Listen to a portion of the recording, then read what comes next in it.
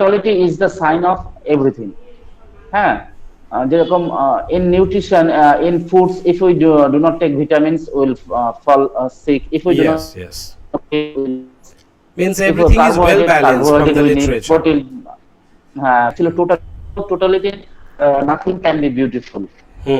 That's why communicative English is trying, because without communication, without speaking English, you cannot move forward. It's not required too much, but communication, speaking, the power of speaking in English is very, very essentially required.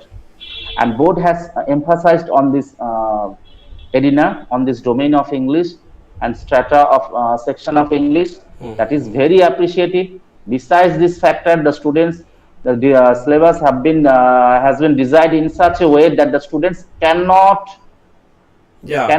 neglect, cannot ignore anything. If they ignore a section of the syllabus, a small part of the syllabus, they cannot.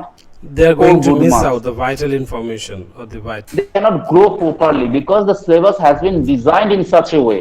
Read this, I will drop that. This mentality will be changed. Shonjit, I have a question to you. Because I have a question to you. As far as communication, as far as like when it comes to communication, how far it is important to know the grammar section? Like there are so many people, they say, if you learn English as a language, that time grammar section is not so much important. So according to you, when and why grammar section is very important? Because there are so many students. There are so many students who speak in English even without knowing the grammar section. For example, like the students who are from the a convent school or the English medium schools, they make a lot of grammar mistakes, but still they are confident to speak in English. In this case, like how much grammar is important when it comes to communication, like English speaking skill?